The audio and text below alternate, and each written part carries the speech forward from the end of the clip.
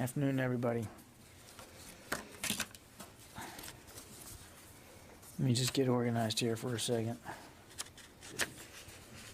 I actually have glasses, so I could probably use them. That would help.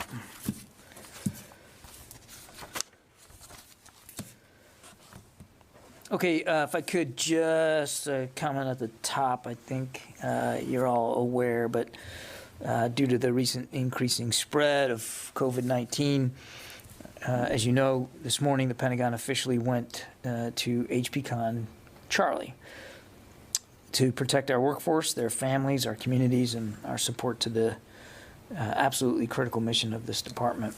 We are monitoring the conditions in the areas surrounding the Pentagon, and any change in HPCon level will be based, of course, upon an analysis of those conditions. And this is no different, our change to Charlie. We continue to encourage all DoD employees and their eligible family members to get a booster shot, and obviously to get vaccinated, to get fully vaccinated. Of course, as you know, the requirements under Charlie are more significant. You can see that here just in the briefing room. We went down to, I think, 8 seats. But we continue to, require people to wear masks as appropriate and to social distance and following all the other CDC guidelines as well. Okay, with that, we'll start taking questions. Bob, I think you're on the phone, yeah? Thank you, John. Yes, I am. I have a question connected to the talks today in Geneva on the Ukraine crisis and so forth. After the talks, Wendy Sherman said that the U.S. raised a number of ideas, including one related to missile deployments. She said, to quote her, the United States is open to discussing the future of certain missile systems in Europe along the lines of the now defunct INF treaty. So my question is, given that after the U.S. withdrew from the treaty, it began work on development of new INF range missiles, how would Secretary Austin feel about returning to a ban on such missiles, given the current work that is going on with those missiles right now?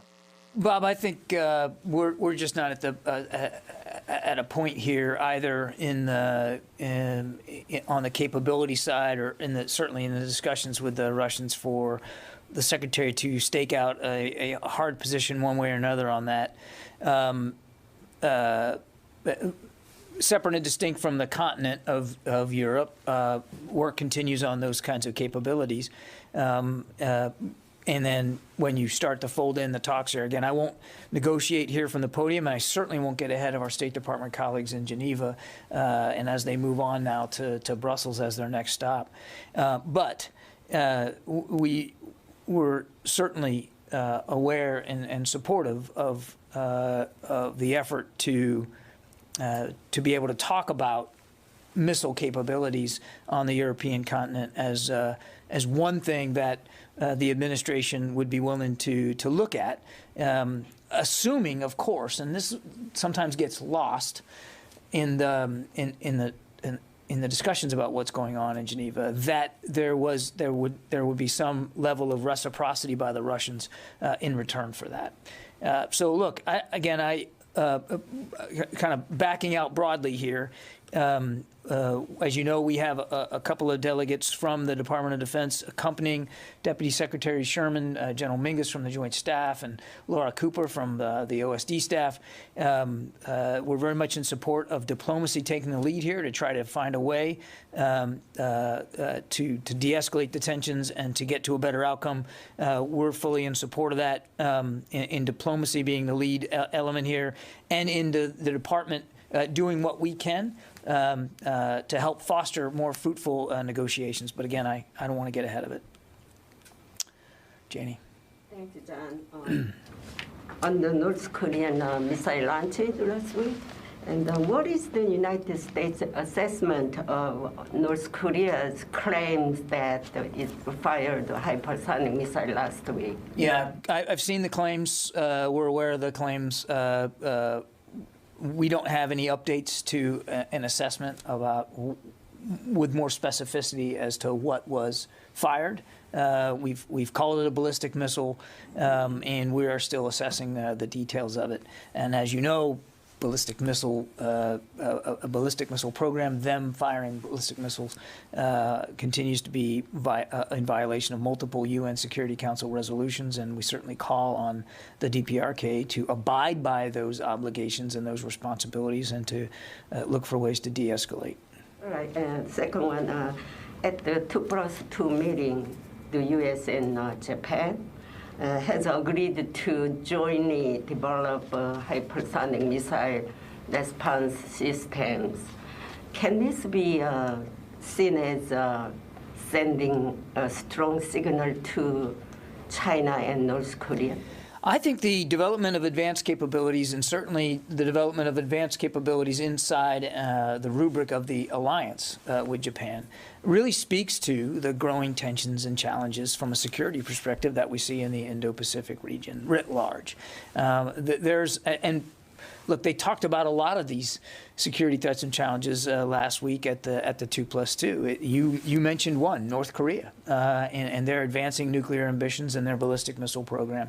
And of course, we continue to see, as the Secretary said in his opening statement, coercive, aggressive behavior out of the People's Republic of China. There's no shortage of things for the United States and Japan to want to continue to talk about and improve about our alliance and our capabilities, given the tensions and the challenges in the Indo-Pacific right now. All right, thank you. You're welcome. Tom? John, any update on what the Pentagon will do with the judge's ruling on the COVID case involving the Navy SEALs? Will you guys appeal? We have not come up with a strategy going forward here, Tom. We're still in discussions with the Justice Department about what the proper next steps are going to be. I would only remind, as I've said multiple times, the vaccine is a military medical requirement that remains in place. And as far as I've been off for a while, so maybe you've already addressed this. As far as the governors with their state guards, has the Secretary written to each of those governors basically saying, you have to take the vaccine? We have not replied to the spat of letters we got a couple of weeks ago before the holidays. We're working up the appropriate responses to that, but there's been no official reply yet. Again, without getting into publicly addressing these issues, the issues put forth in the governor's letters, we'll reply appropriately. Again, the vaccine remains a valid military medical requirement for unit readiness. The Secretary continues to believe strongly, particularly after his own bout with COVID, that the vaccines really do work, and that it really is, when he comes down right to it, it's a readiness issue. Let me go up to excuse me to the phones, because we got, as you might imagine, a lot more folks on the phone here than we have in the room. Carol Rosenberg, New York Times. Thanks, Admiral. We're being told that a Somali detainee got a visit in his cell at Guantanamo this morning and was told he's approved for release with security arrangements. Can you confirm that and say how many detainees have been so notified? Sounds like others got notices recently. The sister of another forever prisoner, a Yemeni, announced his release decision on Facebook. So how many are there? Thanks, Carol. I can't confirm those reports, Carol. I have no transfers out of Guantanamo to speak to today. Follow up. This is not a question about a transfer. It's a question about approval by the Periodic Review Board, which is, I guess, based in the Pentagon and under OSDPA. No, I'd give you the same answer right now, Carol. Again, I've heard those rumors, but I really don't have anything to speak to in terms of review board approvals or decisions. I just don't have anything to speak to about it today. Any taken? Thanks. Jeff Shogel. Thank you. Can OSD say why booster shots are encouraged but not required for service members? Jeff, no, thanks for that question. We are still in discussions here at the Pentagon about the booster shots, and there's been no decision made about making them mandatory. They are still not mandatory. But as the Secretary has said many times to the force, that in fact, I think I just did, that if you're eligible and you meet the criteria, we absolutely encourage those members of our workforce to get the booster shots because it really does help lessen the effects if, in fact, one contracts the virus. So no decision yet. We're still talking about that. And obviously, if there's a change to the current posture with respect to boosters, we'll certainly let you know. Carla Babb. Hey, John. Thanks for taking our questions. Going back to Russia, Ukraine, according to Wendy Sherman, Russia has claimed that it has no intentions to attack Ukraine again. So how confident is the U.S. military in such a statement by Russia? And has the Pentagon seen any decrease in Russian military's presence around Ukraine? We've seen no major changes to the force posture by the Russians in the border areas around Ukraine. There continues to be a sizable element there, so nothing specific to speak to, at least in a macro sense. And I would just refer you back to what Deputy Secretary Sherman said when asked about those comments. I mean, she was very clear that if the Russians are serious about de-escalating, they can start by starting to remove some of those troops, from decreasing some of that force posture. You said no major reductions. There have been some reports that some of the Russian troops around Ukraine have gone up to Kazakhstan. Have you seen any indication? I don't know that that's true. I've seen those reports too. What I can tell you is, and again, we've been very careful not to get into a day-by-day sort of blow-by-blow analysis of what they have around the eastern part of Ukraine. What I can tell you with confidence is we have not seen any decreases. They continue to have a sizable force posture right to the east, to the north, and even to the south, and we've seen no major changes to that. So I wasn't trying to get hung up on the word significant. I guess I was trying to nod to the fact that we aren't going to get into a detailed assessment one way or another, but the situation remains that they have a sizable force posture there. Yeah. Thank you, John. Fadi. So Guantanamo Bay Detention Center is turning 20 tomorrow. President Biden had promised to close the prison. New York Times reported late last year that the Pentagon is building a second courtroom. Can you highlight or update us on any steps that have been taken by the DOD or the administration in general towards fulfilling that promise? Well, I would tell you the administration remains dedicated to closing the detention facility at Guantanamo Bay. There's nothing's changed about that. We are in a review right now about the way forward there, so I won't get ahead of that.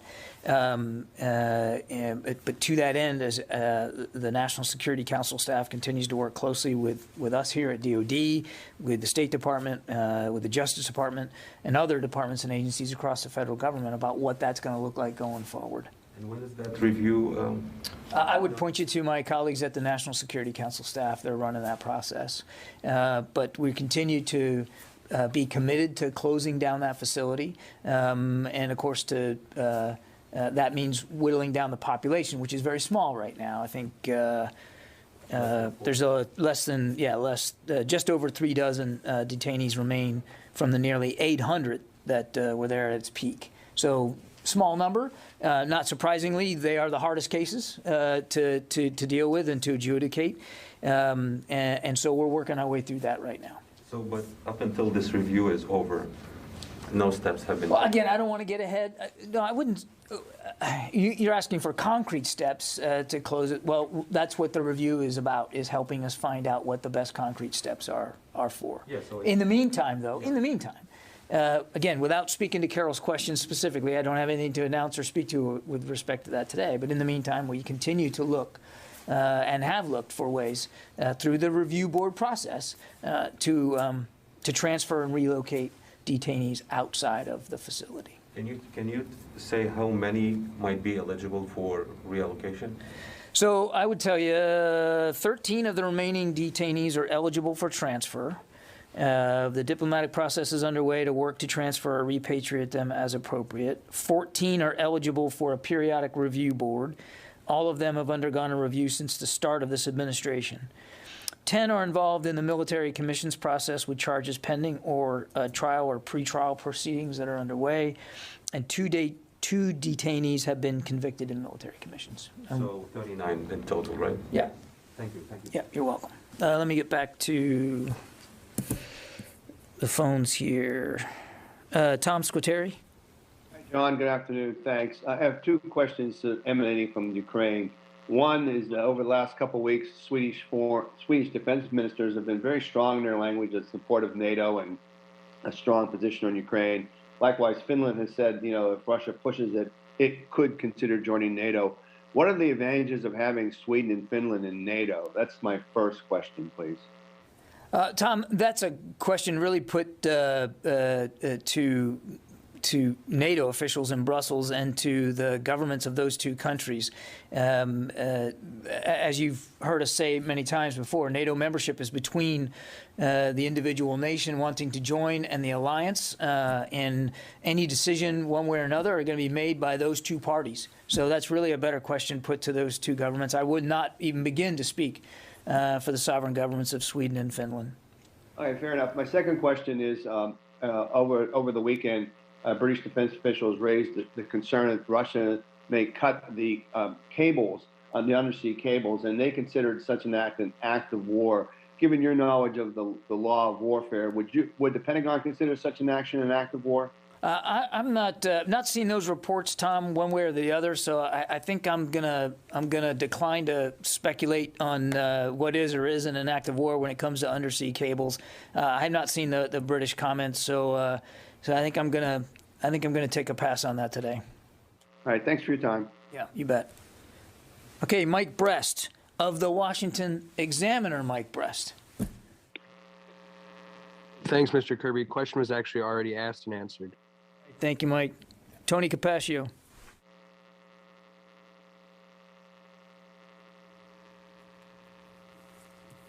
You there, Tony? Hey, John, sorry, I muted myself. Tony Capaccio. Go ahead, Tony. John? Yep, I got you. Sorry, I muted myself accidentally.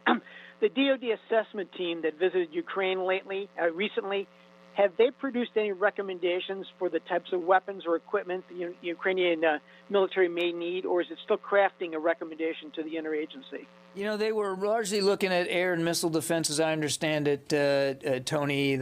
And they've been back a while. I'll take your question to see if there was some sort of more formal recommendations made. I'm not aware of a formal report that was issued. They just took a look and consulted with the Ukrainians about what they believe their air defense needs were. I would just tell you that we have and we will continue to provide security assistance to Ukraine as appropriate going forward. We remain committed to helping Ukraine be able to defend itself across a range of capabilities, quite frankly. Can I ask you, are Stinger missiles, though, one of the weapons that the team is eyeing to recommend? That would be a major escalation of our weaponry to the Ukrainians if we gave them Stinger missiles. Yeah, again, Tony, I've got nothing specific to speak to in terms of future capabilities or whatever the assessment team learned. I don't have anything specific for you on that. I mean, what I would again tell you is we have in the past, and we will continue to provide articles which will allow Ukraine to better defend itself. Okay, please give us a written answer if you can, and put Stingers in there or not. Thank you. I'll do the best I can, Tony. But again, I don't want to get your hopes up on a whole heck of a lot of specificity here. Heather from USNI. Hi, thank you so much for taking my question. When it comes to religious exemptions, given the Navy and the Marine Corps and the rest of the branches' lack of exemptions, is the DoD policy in good faith when it comes to the religious exemption process? Can you repeat that last part? I didn't understand. DoD policy on what? On religious exemptions for vaccines. Is it still in good faith, given that there haven't been any exemptions and the Navy hasn't been any exemptions in the past 7 years? Yeah, look, the short answer to your question, Heather, is yes. Of course, it's in good faith. No pun intended. But the process by which religious exemptions are reviewed and adjudicated and ultimately decided one way or the other is controlled by each of the military departments. The Army, the Department of the Navy, and the Department of the Air Force, Space Force. So that's all, Department of the Air Force, I apologize. But they are in charge of adjudicating those exemption requests and making those decisions. But in terms of your broader question, which is, I think, when does DOD still believe in the value of a religious exemption process for this or any other vaccine, the answer is yes, we do. We believe that there should be a channel, a vehicle through which men and women of the workforce who believe they have legitimate religious exemptions to seek on their behalf, that they have a process to make that request and to have that request treated seriously. I would remind that, again, I understand the numbers are zero right now in terms of COVID, but even the services will tell you they still have a backlog of, in some cases, thousands of additional religious exemptions requests to work through. So this is an ongoing process. Yeah. Thank you, John. Last week you said that the U.S. expected the increase in the level of attacks on Iraq and Syria, and also it maintained, of course, the right of self-defense. My question is if the department will stay on the defensive side or position there, or if it has maybe, or it's considering a plan to maybe intervene in the future to prevent such attacks. I would tell you that we retain the right of self-defense to protect our troops. And you saw in Syria a week or so ago that Inherent Resolve commanders actually took some steps preemptively as they saw launch sites being developed around Green Village to strike those sites before rocket attacks came in. So protecting the troops means doing what you have to do with the information you have available and your authorities to protect the troops. So I don't know. I mean, I understand the nature of the question, offense versus defense. They have the right of force protection, self-protection, self-defense, excuse me. And we expect commanders to act on those authorities and those responsibilities in the way they deem best fit, given the threat that they're facing. But in Iraq, where the mission is different now, you still have the same capability to self-protect your troops? We are in a different mission, advise and assist. That is true. That officially changed over at the end of the year. But that doesn't mean that our commanders have any less ability or less responsibility to defend themselves and defend their troops, and as well as our Iraqi security force partners. Caitlin from Stars and Stripes. Hey, John, thanks. Hey, on Friday, DoD announced it had awarded a $50-some million grant to purchase at-home COVID tests to support the president's mission. Wondering how many COVID tests that helped, or that purchased, and also why it was DoD that made that purchase and not another agency that's more interior motivated. I don't know that I have an exact number of how many tests that got us, Caitlin. So why don't you let me take your questions and get back to you rather than spitball from up here. Okay, thank you. Bet. Christine? Christina Anderson? Sorry, Christina, yes. Oh, great. Thank you for taking my question. The OSCE Special Monitoring Mission has reported a change in level of ceasefire violations in both the Donetsk and the Luhansk regions. I wonder, there's a big increase, is the upshot of it. Would you like to comment on that? Is there any conclusions we should draw? Thank you. I'm sorry, can you repeat it again?